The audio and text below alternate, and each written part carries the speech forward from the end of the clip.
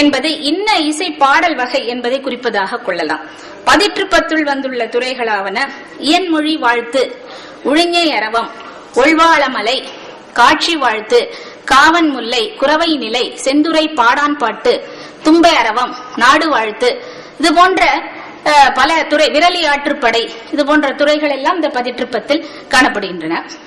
இன்றைய இசை பாடல்களிலும் வாழ்த்து என்ற ஒரு குறிப்பு இதுல இருக்கிறதுனால நாடு வாழ்த்து, காட்சி வாழ்த்து, இது போன்ற குறிப்புகள் எல்லாம் இருக்கிறதுனால இன்றைக்கும் நம்ம வாழ்த்தி பாடுகின்ற ஒரு முறைதான் இசை பாடல் மரபில் இருக்கின்றது. அதுதான் நம்ம தோடைய மங்கலம் சொல்லுகிறோம்.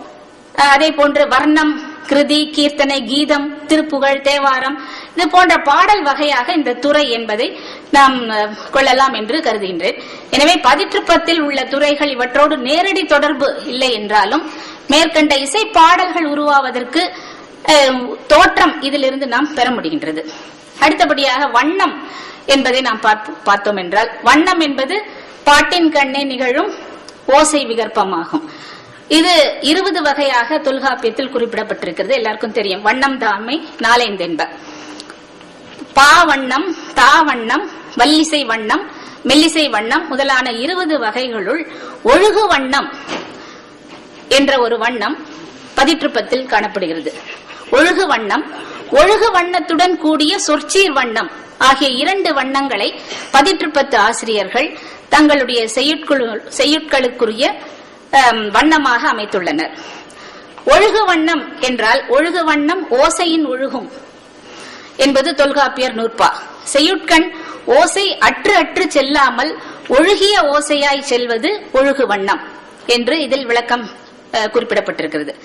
அதாவது வேறு வண்ணங்கள் வராது, அதே நேரத்தில் சொற்சீர் என்னும் முட்டோசையும் ஊடாடாது ஒழுகிய தன்மையில் அமைந்த ஓசையை ஒழுகு வண்ணம் எனலாம் என்று கூறியிருக்கின்றார்கள்.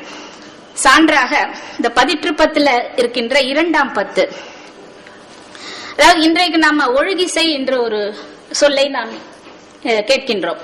ஒழுகிசை என்றால் ஒழுகி வருவதுதான், ஒழுகிய ஓசையோடு வருவது. அதை நாம் இன்றைக்கு இசை கலை சொல்லுட மெலடி என்ற அந்த ஒரு சொல்லுக்குரிய தமிழ் சொல்லாக, இசைக்கலை சொல்லாக நாம் இதை ஏற்றுக்கொள்கின்றோம்.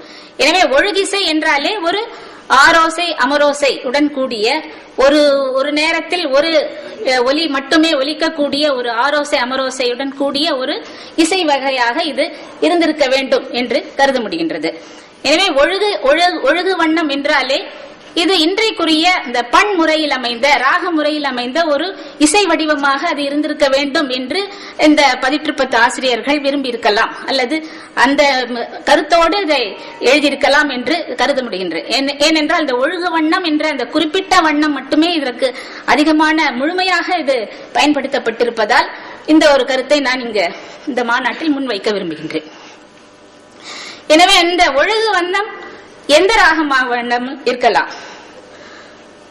எனவே எந்த பண்ணில் வேணாலும் நீங்கள் அமைத்து, ஏனென்றால் இந்த பண் தான் இருக்க வேண்டும் என்று குறிப்பிடவில்லை, பொதுவாக ஒழுகு வண்ணம் என்று சொல்லியிருக்கிறதுனால இந்த இசை வகை இப்படியாக இருந்திருக்க வேண்டும், செவ்விசை முறையில் இருந்திருக்க வேண்டும் என்ற ஒரு குறிப்பு நமக்கு இதிலிருந்து கிடைக்கிறது.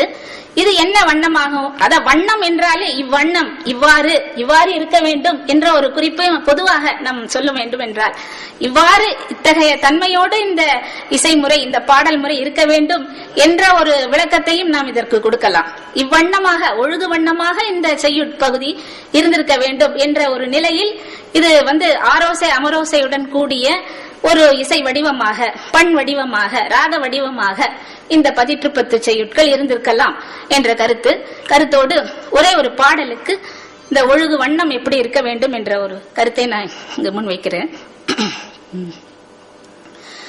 வரை மருள் புணரி வான் பிசிறுடைய வழியாய்ந்து சூட்ட துளங்கிரும் கமன் சூல் நளியிரும் பரப்பின் மாக்கடன் முன்னி அணங்குடைய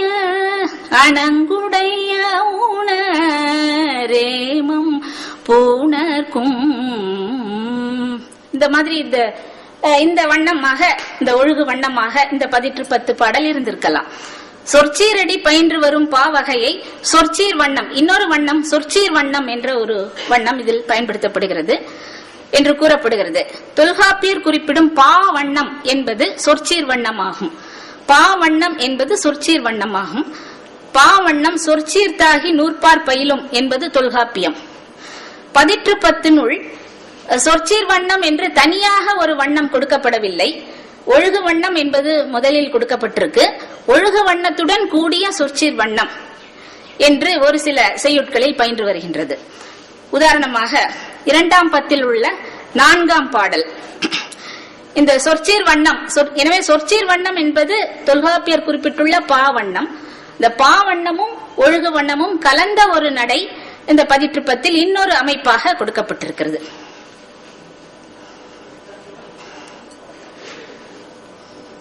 நிலநீர் வழி விசும்பென்ற நான்கின் அளப்பரியை,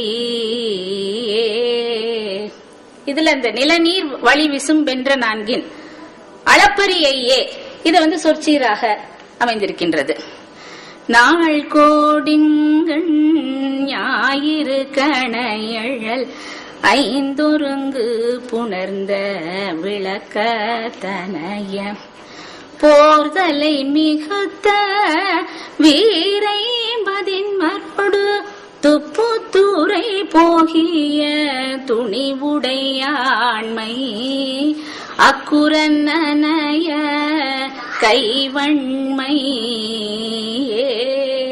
கைவண்மையே அப்படின்ட்டு இன்னொரு சொற்சீர், அந்த இடத்துல சொற்சீர் வந்திருக்கிறது. இந்த மாதிரி இந்த சொற்சீர் எல்லாம் இந்த பதிற்று பத்தில் எங்கெல்லாம் வந்திருக்கிறது என்று பார்க்கும் பொழுது அந்த சொற்சீர் என்பது தனியாகவே வெளிப்படுகின்றது. ஒழுகு வண்ணத்திலிருந்து மாறுபட்ட ஒரு நிலையில் சொற்சீர் என்பது விளங்கு. இதுதான் பிற்காலத்தில் திருப்புகழில் தனிச்சொல் என்ற ஒரு சொல் உருவாவதற்கு ஒரு தோற்றமாக இருந்திருக்கின்றது. திருப்புகழில் தொங்கல் என்ற ஒரு கைத்தல்ல நீரைகனி அப்பமோடவள் பொறி கப்பிய கரிமுகன் அடிபேணி நிட்டு தனியாக இதுதான் இந்த சொற்சீராக ஒழுகு வண்ணத்துடன் கூடிய சொற்சீராக இந்த மாதிரி திருப்புகழ் பாடல்கள் எல்லாம் உருவாவதற்கு இந்த பதிற்று பத்தினுடைய இந்த இன்னொரு அமைப்பு பயன்பட்டிருக்கிறது என்ற ஒரு செய்தியை இங்கு குறிப்பிட வருகின்றேன். கிபி 7ஆம் நூற்றாண்டில் திருஞான சம்பந்தர் வண்ணம் 3ம் தமிழில் தெரிந்து இசை பாடுவார் என்று கூறும் இடத்தில் 3 வகையான வண்ணங்களை குறிப்பிடுகிறார். அதாவது பெருவண்ணம், இடைவண்ணம், வனப்பு வண்ணம். இந்த மாதிரி இந்த 3 வண்ணங்கள் என்ன என்று பார்த்தோம் என்றால், பெருவண்ணம் என்பது வல்லிசை வண்ணம், இடைவண்ணம் என்பது இடையின வண்ணம், வனப்பு வண்ணம் என்பது மெல்லிசை வண்ணம். இந்த 3 வண்ணங்களாகத்தான் ஞானசம்பந்தர் குறிப்பிட்டிருக்கிறார் என்று கருத முடிகிறது. இம்மூன்று வண்ணங்களும் எண்ணியனூர் பெருவண்ணம் இடைவண்ணம் வனப்பென்றும் என்று சேக்கிழார் பாடலிலும் கண்ணு 3 முடை என்ற ஞானசம்பந்தர் பெருமான் தேவாரத்திலும் குறிப்பிடப்பட்டுள்ளன. ஆகவே இசைக்குரிய வண்ணங்கள் இந்த 3 தான் என்று நாம் தெளிவாக விளங்கிக் கொள்ள முடிகிறது. இவ்வகையான வண்ணங்களை பிற்காலத்தில் சந்த பாடல்களாக மருவின. சந்தம் என்ற தமிழ் வார்த்தை சொல்லகராதில் அழகு, கவியின் வண்ணம், கவியின் இந்த போன்ற கவி இருக்க வேண்டும் என்பதற்காக இந்த கவியின் வண்ணம் என்னும் பொருளில் குறிப்பிடப்பட்டுள்ளது.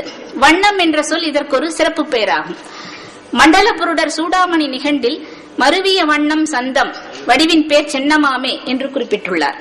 பொதுவாக வண்ணம் என்ற சொல் நிறத்தை குறிக்கும். துலங்கல் என்ற பொருளை கொண்டு அமைந்த சொல்லே வண்ணம் என்பார் திரு எஸ். சவுந்தர